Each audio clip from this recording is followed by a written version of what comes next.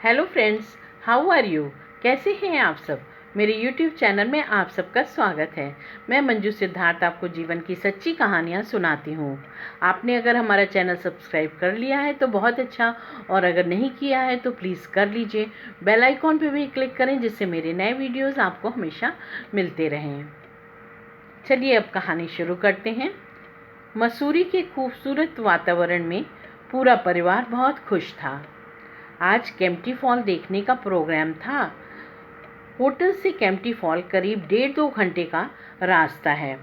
Breakfast के बाद सब केम्प्टी फॉल जाने के लिए टैक्सी में सवार हो गए। आज मौसम कुछ ज़्यादा ही ठंडा था। धूप नहीं निकली थी, दिन में ही शाम लग रही थी। माँ ने कुछ स्नैक्स साथ में रख लिए थे। पानी की 2-3 बॉटल तो हमेशा साथ रहती थी। लंबा सफ़र था। सभी अंताक्षरी खेलने लगे। हिंदी सॉन्ग ही सिर्फ अलाउड थे। पापा अपने समय के पुराने गाने गा रहे थे। बच्चों को खूब मज़ा आ रहा था। माँ पापा ने एक पुराना खूबसूरत डुएट गाया। बच्चे आजकल के नए गाने गा रहे थे। 2 घंटे कैसे बीत गए मालूम ही नहीं पड़ा। टैक्सी से उतरकर थोड़ा चलने के बाद केम्प्टी फॉल पहुँच गए। झरने की सुंदरता देखकर सबकी निगाहें थम गईं। थोड़ी देर सब चुपचाप प्रकृति की इस सुंदरता को निहारते रहे। माँ बोली, कितना खूबसूरत दृश्य है। ऊपर से गिरते पानी की ध्वनि बहुत मधुर लग रही थी। अब तक थोड़ी धूप निकल आई थी। चंदा माँ का हाथ थामे आगे बढ़ रही थी। पत्थरों पर चलते हुए सब झरने के पास पहुँच गए। सबके पाँव पानी में डूबे थे। ज्योति बोली, माँ पानी तो ज़्यादा ठंडा नहीं है। ज्योति ने कहा, उसे नहाना है। माँ बोली, कपड़े वगैरह तो तुम लोग लाए नहीं। सब झरने के पास जाकर गिरते पानी से मुंह हाथ धो लेना। चंदा ने माँ से पूछा, माँ पानी इतना वाइट क्यों दिख रहा है। माँ ने बताया, क्योंकि पानी फोर्स से गिर रहा है। सब एक बड़ी सी चट्टान पर बैठकर झरने के पानी का आनंद लेने लगे। पापा कुछ चिप्स और पॉपकॉर्न के पैकेट ले आए। प्रकृति की गोद में बैठकर सब स्नैक्स का आनंद लेने लगे। चंदा अपनी खूबसूरत काली काली आंखों से लगातार वाटरफॉल को देख रही थी, जैसे प्रकृति की सुंदरता को वह आंखों में भर लेना चाहती हो। ज्योति और मीरा के कैमरे लगातार अपना काम कर रहे थे। चंदा मीरा से बोली, दीदी फॉल का एक अच्छा सा लंबा सा वीडियो बनाओ ना, जाकर मैं स्वरा को दिखाऊंगी। वो तो मसूरी कभी आई नहीं है, वीडियो देखकर बहुत खुश हो जाएगी। मीरा तन्मयता से वीडियो बनाने लगी। करीब 2 घंटा वहाँ बिताने के बाद सबने निर्मल शीतल जल में हाथ मुँह धोए और साथ वाले रेस्टोरेंट में लंच करने चल दिए। केम्प्टी फॉल के चारों ओर और आसपास कई दुकानें, रेस्टोरेंट और स्टॉल्स थे। चंदा बोली, माँ मैं चाट खाऊंगी। मीरा बोली, चाट कोई लंच है क्या चंदा। गर्मा गर्म आलू की टिक्की बन रही थी। ताजे ताजे दही बड़े भी थे। माँ ने पापा से कहा, थाली लेने की जगह आलू टिक्की, दही बड़े और चपातियाँ ले लेते हैं। सबकी चाट की इच्छा भी पूरी हो जाएगी। पापा ने ऑर्डर देकर बिल कटवा लिया। लंच के बाद फिर थोड़ी देर सब झरने के पास घूमते रहे। धूप अब जा चुकी थी, ठंडक बढ़ रही थी। पापा ने कहा, अब यहाँ से निकलते हैं। रास्ते में कंपनी गार्डन देखते हुए होटल पहुँचना है। कंपनी गार्डन पहुँचते पहुँचते शाम घिर आई थी। अंधेरा होने लगा था। पापा ने कहा, कंपनी गार्डन देखने का मज़ा तो उजाले में है। ऐसा करेंगे, कल नाश्ते के बाद जब सुरकंडा देवी के दर्शन के लिए निकलेंगे तो कंपनी गार्डन देखते हुए चलेंगे। सब खुशी खुशी सहमत हो गए। सुबह 9 बजे टैक्सी होटल के गेट पर पहुंच गई।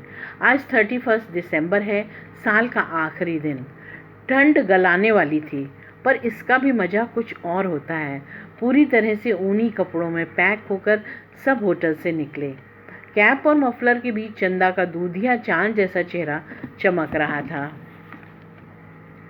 बचपन की तरह बालों की एक लट माथे पर आकर भवों से खेल रही थी। माँ ने आंखों से काजल लेकर चंदा के कान के पीछे लगा दिया। उन्हें डर था कहीं मेरी लाडली को नज़र न लग जाए। मौसम बहुत भीगा भीगा सा हो रहा था। सूर्य भगवान का कोई अता पता नहीं था। लगता था इस सर्दी से घबराकर और बादलों की रजाई ओढ़कर छिप गए हैं।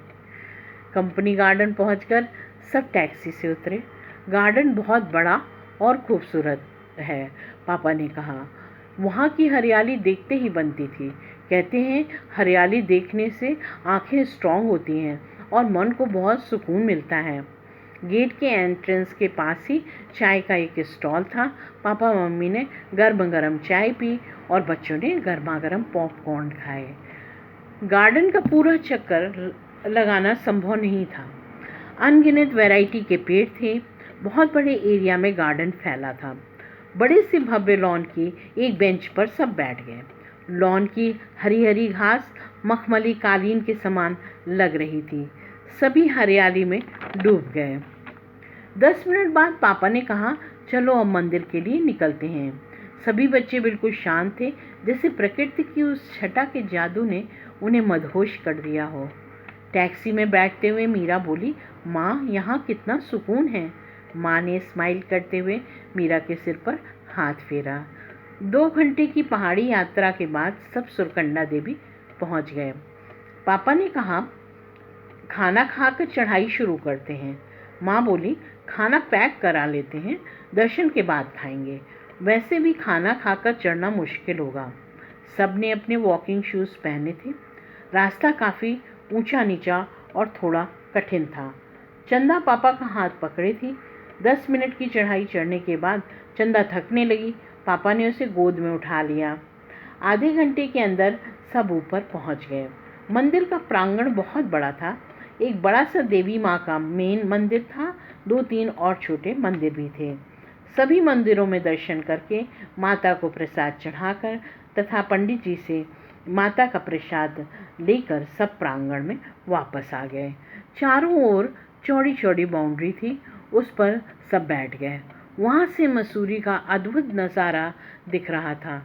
जिस रास्ते से वो ऊपर आए थे उसके घुमाव और ऊंची नीची पहाड़ियाँ साफ नज़र आ रही थीं। ऊंचाई पर सर्दी और भी ज़्यादा थी। भूख के मारे सबके पेट में चूहे कूद रहे थे। कहीं बैठकर खाने की जगह ढूंढी जा रही थी। मीरा और पापा मंदिर के पीछे की ओर गए तो वहाँ ढलान लेता हुआ बहुत बड़ा खूबसूरत लॉन था। सबने वहीं बैठने का निश्चय किया। प्रसाद वाले बैग में माँ ने एक हैंड टॉवेल और एक चादर रख ली थी। चादर को घास पर बिछाकर सब लंच करने बैठ गए। माता का प्रसाद भी सबने खाया। अब नीचे उतरने की यात्रा शुरू हुई। बच्चे दौड़ दौड़ कर पहाड़ी उतर रहे थे। उतरते समय वक्त कम लगा। नीचे आकर सब थोड़ा टहलने लगे, आसपास के नज़ारों का आनंद लेने लगे। और फिर माँ और पापा ने चाय पी, कुछ स्नैक्स और पानी साथ लेकर सब टैक्सी में बैठ गए। पापा ने कहा, होटल पहुँचते पहुँचते रात हो जाएगी। आज होटल में न्यू ईयर पार्टी का प्रोग्राम है। चंदा ने पापा से पूछा, न्यू ईयर पार्टी में क्या क्या होगा पापा? पापा ने बताया, केक्स होंगे, डिनर होगा, डांस और म्यूज़िक होगा। 12 बजे सब एक दूसरे को हैप्पी न्यू ईयर कहेंगे और फिर नया साल शुरू हो जाएगा। होटल पहुँचते पहुँचते 9 बज गए थे। पार्टी शुरू हो चुकी थी। पार्टी अपने पूरे शबाब पर थी। वेस्टर्न म्यूज़िक पर लोग थिरक रहे थे। स्नैक्स और सॉफ्ट ड्रिंक्स सर्व हो रहे थे। माँ ने कहा, चलो पहले रूम पर चलते हैं, फिर फ्रेश होकर नीचे आते हैं। आधे घंटे में सब तैयार होकर नीचे पहुँच गए। चंदा ने अपना रानी कलर का पिंक फ्रिल वाला गाउन पहना था, जिसमें वह एक परी लग रही थी। ज्योति और मीरा ने भी इवनिंग गाउन पहने थे। बीच बीच में पॉपुलर बॉलीवुड सॉन्ग भी बज रहे थे। हॉल का डेकोरेशन देखते ही बनता था। एक बहुत बड़ा सा क्रिसमस ट्री सेंटर में था। उस पर gift packets, bells, balls, toys और बहुत कुछ लगा था। क्रिसमस ट्री को बिजली के छोटे छोटे पर्पल और पिंक बल्ब की लड़ियों से सजाया गया था। क्रिसमस ट्री के चारों ओर गोलाई में टेबल लगी थी जिस पर केक्स रखे थे। हॉल बहुत बड़ा था। पूरे हॉल में कई शैंडलियर लगे थे, सभी रोशन थे। हॉल की चारों दीवारों को खूबसूरत लड़ियों से सजाया गया था। हर एक कॉर्नर पे सीप के हैंगिंग लैम्प्स झूल रहे थे। कुल मिलाकर वातावरण बहुत रूहानी हो रहा था। मिले जुले परफ्यूम की खुशबू माहौल को मदहोश कर रही थी। हॉल के 1/3 हिस्से में डांस फ्लोर था। सभी लोग डांस फ्लोर पर आ गए। 10:30 बजे डिनर सर्व हो गया।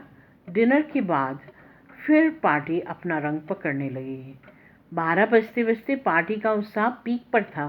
न्यू ईयर सॉन्ग बज रहा था। सब मस्ती में झूम झूम कर डांस कर रहे थे। अचानक म्यूज़िक बंद हो गया और लाइट्स भी सब ऑफ हो गई। 2 सेकंड्स में लाइट्स वापस आ गईं। पूरे हॉल में हैप्पी न्यू ईयर की आवाज़ें गूंज उठीं। सब एक दूसरे को आने वाले नए वर्ष की बधाई दे रहे थे, हाथ मिला रहे थे, गले मिल रहे थे। माँ पापा ने अपने तीनों बच्चों को सीने से लगा लिया और सब ने एक दूसरे को हैप्पी न्यू ईयर कहा। पापा ने चंदा को गोद में उठा लिया। माँ ने ज्योति और मीरा का हाथ थामा था। अचानक नए साल की धुन हॉल में बज उठी। सभी एक बार फिर से थिरक उठे। आज बस इतना ही दोस्तों। अगले हफ्ते फिर मिलते हैं। Bye bye.